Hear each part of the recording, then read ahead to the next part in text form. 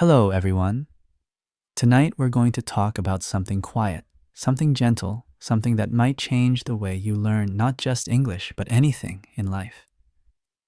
Imagine you're standing at the edge of a cold swimming pool. The water looks deep, unfamiliar, maybe even a little scary. You want to swim, you really do, but you keep thinking, maybe tomorrow, maybe after I learn more, maybe when I feel ready.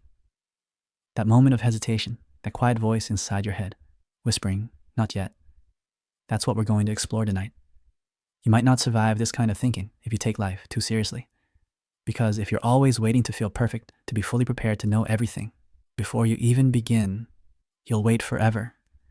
So before you get too comfortable, take a second to like the video and subscribe only if you really enjoy what I'm doing here. Let me know in the comments, what time is it for you? And where in the world are you listening from? Now turn off the lights. Maybe turn on a fan for that soft white noise, and let's begin tonight's journey. When I started learning Spanish, I had this habit of writing everything in a notebook, but never speaking. I wanted to be perfect before I opened my mouth. I waited for the right moment. That moment never came. And what I lost in waiting was time, confidence, and joy. It wasn't until I started speaking, making mistakes, laughing at myself, asking silly questions, that I actually began to learn. That's what I want you to feel tonight. You don't need to be perfect to begin. You just need to begin even if your voice shakes, even if your grammar is messy, even if your accent feels strange in your mouth. Progress doesn't wait for perfection. It grows when you do. I once had a student from Korea. Her name was Mina. She had perfect notes, every vocabulary word color-coded, every grammar point highlighted, but she never raised her hand in class. One day I asked her why. She said, "I still get confused between past simple and present perfect." And I smiled because so do I sometimes. Her fear of not knowing everything had silenced her, not just in class, but in her own learning journey. That's what perfectionism does. It tells us we're not ready yet. And in that moment, we believe it. Let me ask you something. What would happen if you gave yourself permission to start before you're ready? What would change if, instead of saying, "I need to study more before I speak," you said, "I'll speak today," and learn through doing? The truth is, we don't become fluent by preparing forever. We become fluent by trying, failing, laughing, and trying again. And in those moments, those real, messy, human moments, we grow. Here's something fascinating. In psychology, there's a concept called the confidence-competence loop. It means the more you try, the more you learn. The more you learn, the more confident you feel. And the more confident you feel, the more you're willing to try again. It's a beautiful circle, but it only begins if you're willing to start imperfectly. You don't need a perfect sentence. You need a voice. You don't need a perfect accent. You need courage. You don't need a perfect plan. You just need to show up. One sentence a day, one conversation a week, one podcast at a time. That's how progress is built. That's how you become the English speaker you've always wanted to be, not by hiding behind preparation, but by walking into the unknown with curiosity and heart. There's a Japanese idea called wabi-sabi. It's the art of finding beauty in imperfection. A cracked bowl filled with gold, a weathered piece of wood, a sunset that fades too quickly. These things are not perfect, but they are beautiful. And I want you to think of your English like that. A little cracked, a little uneven, but full of effort, full of intention, full of life. It's okay to be learning out loud. It's okay to speak with mistakes. In fact, that's the only way we truly grow. Let me tell you about Diego. He was from Argentina. For 3 months, he listened to every English podcast he could find but refused to speak. He wanted to wait until he could sound like a native. One day, I asked him, "What are you really waiting for?" He said, "I don't want people to think I'm stupid." That word stupid hurt more than any grammar mistake. because Diego wasn't stupid. He was scared, and that fear kept him quiet.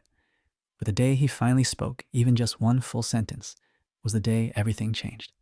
He realized the world didn't laugh, the sky didn't fall, and more importantly, he didn't die of embarrassment. In fact, he smiled. A big, honest, relieved smile.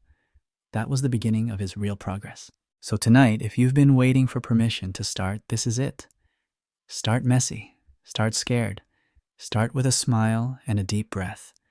But start. Because the longer you wait for perfect, the more you delay the beautiful progress waiting for you. In the next part of this episode, we're going to talk about how those small steps, those little moments where you try and almost fail, are actually the most powerful part of your learning. They are the fuel, the spark, the quiet victories that build a fluent, confident, joyful version of yourself.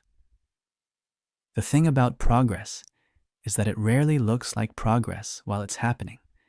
It feels small, quiet, maybe even invisible. But over time, those tiny actions you almost didn't notice become everything. That's what I call the silent power of small wins, and they're all around you, waiting to be recognized. I want to tell you about a student named Huda. She came from Jordan and joined my English class with a very simple goal to one day speak with her grandchildren who were growing up in Canada. At first, she barely spoke. She would sit quietly, listening, nodding, and writing everything down. But every evening, she made herself a promise, say just one sentence. One complete sentence in English. That was it. No pressure, no grammar checklist, no perfect pronunciation, just one sentence. Sometimes it was, I made tea today. Sometimes it was, my cat is very lazy, but she said it every day. And do you know what happened? After 3 weeks, her one sentence turned into 2, then 3, then full conversations about her childhood, her dreams, her family. And she did all of that not with a course or an app or a test, but with the quiet courage to keep showing up. That's the silent power I'm talking about. Here's the thing. We don't always feel our progress. We often miss it completely because our brain is trained to focus on what's missing, not what's growing. You might listen to a podcast and understand only 70%. Your brain says you're not good enough, but 70% is progress. A month ago, it was 50%. And before that, maybe just a few words. You are growing even if your progress doesn't make noise. Psychologists call this the progress blindness effect. It's when people improve but don't feel like they're improving. Because each step is so small, it's hard to measure. But progress doesn't need to be measured to be meaningful. It only needs to be noticed. So take a moment. Think about your past week. Did you learn a new word? Did you speak even when you were nervous? Did you understand something without translating? If yes, those are wins. Quiet, powerful wins. There's a reason we love checklists. Our brain loves that feeling of completing something, even something small. So why not create a checklist of your small wins, a sentence you said, a word you remembered, a question you asked. Each checkmark is a reminder you are moving forward. Let me tell you a strange fact. In the world of chess, grandmasters don't become experts by studying perfect games. They become great by reviewing their mistakes. Every error they make becomes a teacher. The same is true for you. Your mistakes are not signs of failure. They are signs of learning. Each wrong word, each confused sentence, each awkward pause, they are part of your win. Not something to hide, but something to thank. I had another student, Jason. He worked in IT and hated speaking in meetings. His English was decent, but his confidence was low. We started with one goal: speak for 30 seconds at the end of each team call. That was it. At first, he read from a script. Then he used notes. Eventually, he started speaking naturally. Now he leads those meetings. And guess what? He still makes small mistakes, but now he laughs at them because he knows they don't define him. His progress does. Let's pause for a moment and shift the energy. I want you to imagine your English journey like a staircase. Each step is one small action: listening, reading, trying, failing, trying again. the top of the staircase. Fluency, confidence, freedom. But here's the secret: the magic doesn't happen at the top. It happens in the climb. Have you ever walked uphill and felt like you weren't getting anywhere? And then you stop, turn around, and realize just how far you've come. That's what happens when you pause to notice your small wins. You realize you're not at the beginning anymore. You're becoming someone new. Now let's talk about joy. Yes, joy. Because progress isn't just about improvement. It's also about feeling good. When you do something small and succeed, your brain releases dopamine. It's a chemical that says, "That felt good. Let's do it again." That's how habits are born. Not from pressure, but from joy. Try this every time you finish listening to a podcast. Reward yourself. A piece of chocolate, a few minutes of music, a short walk, something that tells your brain this is worth doing. And then tomorrow, do it again. Progress becomes a habit when it feels good. And here's a mindset shift you might need. Stop thinking of English as a subject you study. Start thinking of it as a skill you practice, like playing the piano or dancing or cooking. No one expects you to play Mozart after 1 week, so don't expect yourself to speak perfectly either. Just show up, play a few notes, burn a few meals, miss a few steps. It's okay. You're learning. Let me share a little joke just to keep things light. Why did the English learner carry a pencil and eraser everywhere? Because they wanted to draw their own progress. Okay, maybe it's not a great joke, but I'll keep trying. Because progress, even in humor, is about effort, not perfection. So before we move on, I want you to promise yourself one thing: that you'll notice your small wins this week. Write them down, say them out loud, share them in the comments. Let your progress be visible, not just to others, but to yourself. In the next part, we're going to turn this into a lifestyle. I'll show you how to build simple daily habits that support your growth, not just for a day or a week, but for the long journey ahead. You don't have to do more. You just have to do a little every day with love and intention. That's how real transformation begins. By now, you already understand something important. Progress is not loud. It's not dramatic. It doesn't show up like a trophy on your doorstep. Instead, it's quiet. It comes gently in small moments through simple choices. But if you want your progress to continue, if you want it to feel natural and real, not forced, you have to make it a part of your daily life. You have to turn it into something you live, not just something you chase. That's what this part is about: how to turn progress into a lifestyle. The first thing I want you to understand is this: you don't need to study for hours to improve. You don't need a perfect study plan. What you need is consistency. Even 10 minutes a day can change everything if those 10 minutes happen again and again. Think about brushing your teeth. You don't brush once a week for an hour. You brush for 2 minutes every day. That's how your learning should be: small, consistent, automatic. Let's say your habit is listening to English while making coffee, or repeating one sentence before bed, or writing 3 lines in a journal during lunch. It doesn't have to be complicated. The simpler the action, the more likely it is to become part of your routine. I call this invisible learning, the kind that happens without stress, the kind that feels like a natural part of your life. Here's something helpful from behavioral psychology. There's a concept called habit stacking. It means you attach a new habit to something you already do. For example, if you drink tea every morning, stack your English practice on top of that 5 minutes of listening while you sip. Or if you always check your phone after work, make your first scroll an English blog or short video. These little connections help your brain say, "This belongs here." And when your brain accepts something as part of your routine, you stop needing motivation. You just do it. Let me share a story. There was a man named Yusuf from Morocco. He worked long hours as a security guard and told me he had no time to learn English. I asked him, "What do you do during your lunch break?" He said, "Eat and scroll my phone." So I said, okay, for 1 week. Try listening to 5 minutes of English while eating. 1 week turned into a month. A month turned into a year. And now Yusuf understands English podcasts fluently. He made it part of his life without quitting his job, without spending money, without stress. Just 5 quiet minutes repeated over time. Another important part of turning progress into a lifestyle is how you treat yourself.